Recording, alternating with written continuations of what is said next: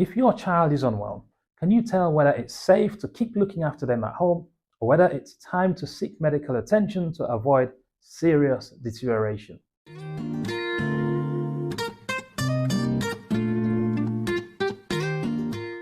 Before we delve into this video, I'll be really grateful if you can give me the thumbs up, press the heart or the like emoji, share this with your friends, share this with parents who you think will benefit from this. Welcome to another Dr. You Health Mastery series.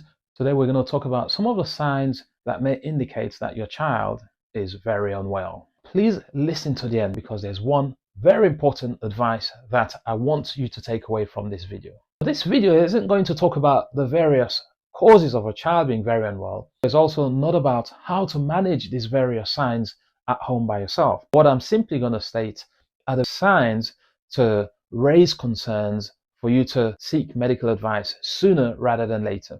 As children grow, they pick up minor illnesses all the time, and this increases when they mingle around other children, such as when they start nursery or primary school. Most of the time, the illnesses are caused by viruses. An unwell child can be a cause of understandable anxiety in a parent. So how do you recognize when your child is actually more unwell than you think? Being aware of the signs of a child being seriously unwell can cause relief in a parent. First of all, let us talk about temperature. Normal body temperature is about 37 degrees Celsius. A fever is when the temperature rises above 38 degrees Celsius. We refer to someone as having a low-grade fever if their temperature is between 37.5 and 38 degrees Celsius. Hypothermia, which is a very low temperature, can also be quite worrying. This is classed as a body temperature less than 35 degrees Celsius. A very young infant, less than 3 months old, with a fever of 38 degrees Celsius or more should always be of significant concern, and this is not a situation where you should be trying to give paracetamol or ibuprofen and trying to bring the temperature down at home. You should be seeking advice from your GP, or if it's out of hours, you should be calling emergency services. In England, we have NHS 111 or 999, or taking your child to accident and emergency. A fever in a child less than 3 months old can indicate serious illnesses, including sepsis and meningitis. Yes, that's right. Fever in a child under 3 months old can be very, very serious. For older infants and toddlers, a temperature of above 39 degrees Celsius should also immediately raise significant concern. I mentioned hypothermia earlier.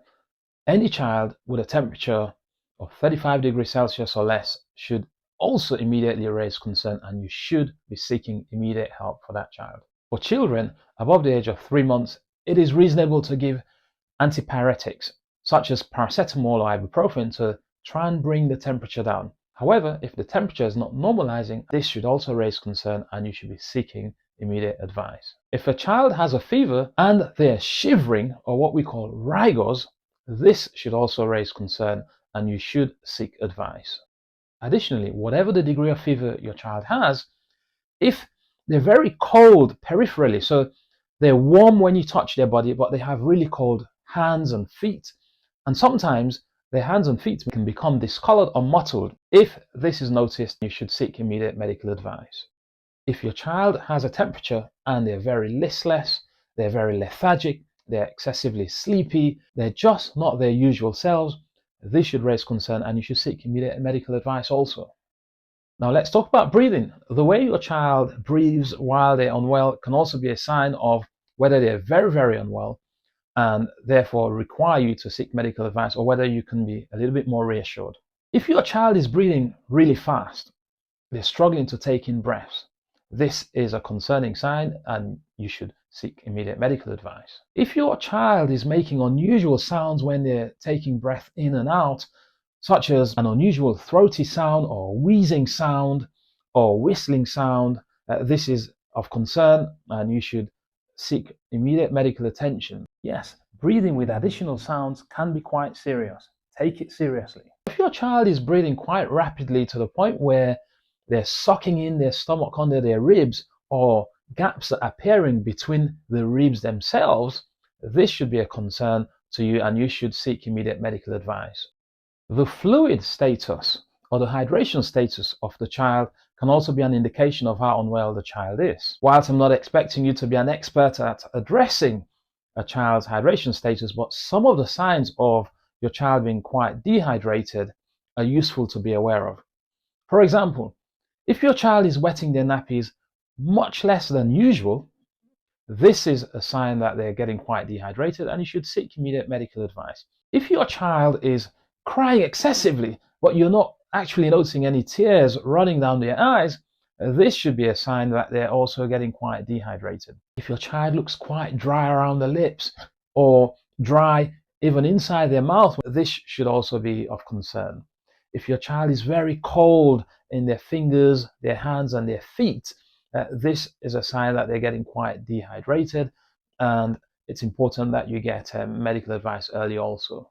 There are also clues when you look at your child's skin, and this varies depending on the complexion of your child. However, importantly, any rash that appears on your child should raise concern, and you should do what we call the glass test. This is where you press a clear glass firmly on the child's skin over the rash, and if that rash doesn't blanch, meaning it doesn't fade in color, this is a concern and may indicate a possible meningitis rash. If the child's skin becomes very pale, blotchy, or even blue, this should raise concern. Now, in darker complexion children, it is difficult to see blue discoloration on the skin. So look at the palms of the hands, the soles of the feet, the lips, and the gums. If those are changing color towards a blue tinged or looking extremely pale, you should be quite concerned and seek medical advice sooner rather than later. If you want to help others to see this video, don't forget to like and share and subscribe to the channel.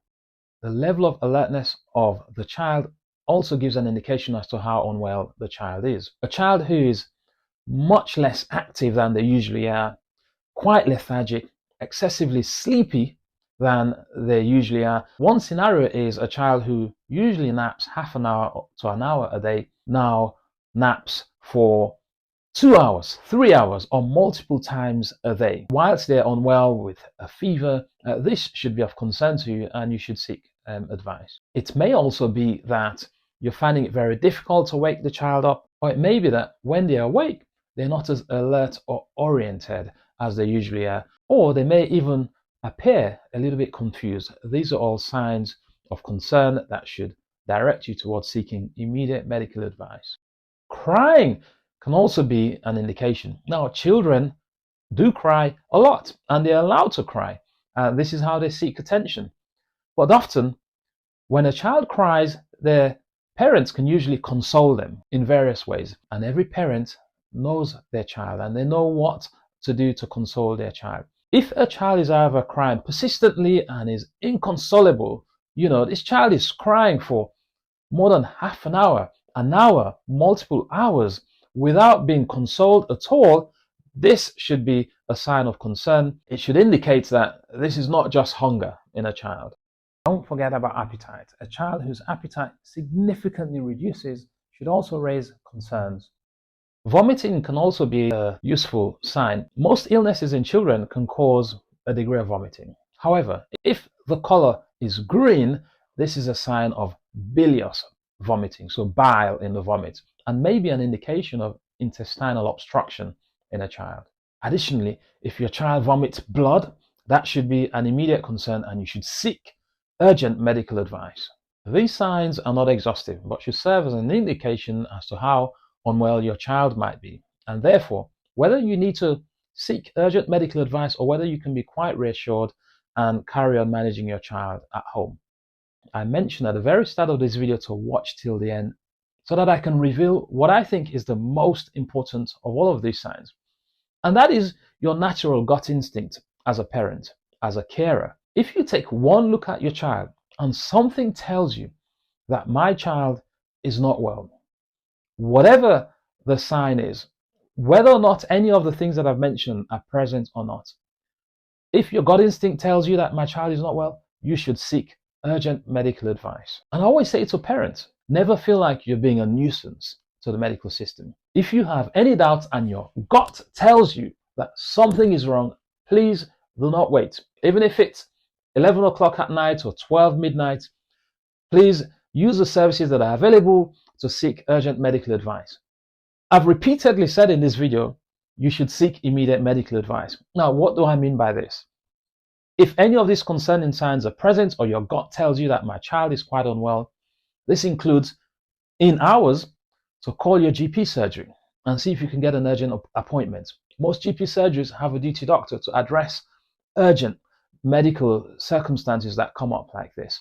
There is also accident and emergency, and if any of these signs are present and your GP isn't available or the GP surgery is closed, you should take your child to accident and emergency if any of the concerns that I've mentioned are present. We also have NHS one-on-one and the healthcare practitioners there who can methodically take you through a series of questions to analyze whether or not the child warrants being seen immediately. There is also 999 for quite serious emergencies, and any of the features that I've mentioned are serious enough to justify you calling 999. So to recap, you've got your GP surgery in hours, you've got accident and emergency at the hospital, you have NHS 111 by dialing 111, and you've also got 999. Thank you very much for getting to the end of this video. I really appreciate you taking your time and investing in helping yourself to be a master of your health. Please like and share this video with your friends, loved ones, and anyone who you feel may benefit from this, especially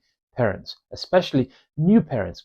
Please subscribe to this channel to be the very first person to get my videos when they come out. I know your time is valuable. I really appreciate your time. Thank you very much for investing in yourself towards becoming a master of your health. I look forward to seeing you on another Doctor to You Health Mastery series.